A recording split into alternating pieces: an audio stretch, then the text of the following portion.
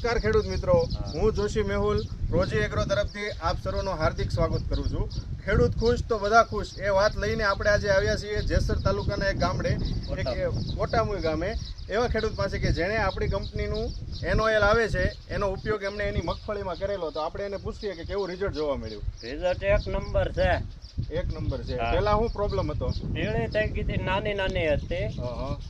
એ આ સાઈડ આપણે 10 પંપ માર્યા 5 વીઘામાં. 10 પંપ માર્યા 5 વીઘામાં. તો એક નંબર થઈ ગઈ.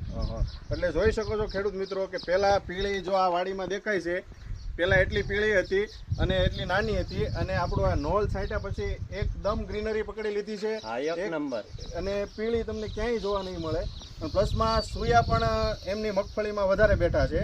અને બીજું એ કે આ દવા છાંટ્યા પછી એની છાંટી નથી ત્યારે તમારી મગફળી ગવડી હતી, ઝીણી ઝીણી પીળી હતી ને વધતી નહીં. અત્યારે એક મોટી થઈ ગઈ છે. 15 થી 4 સાટી.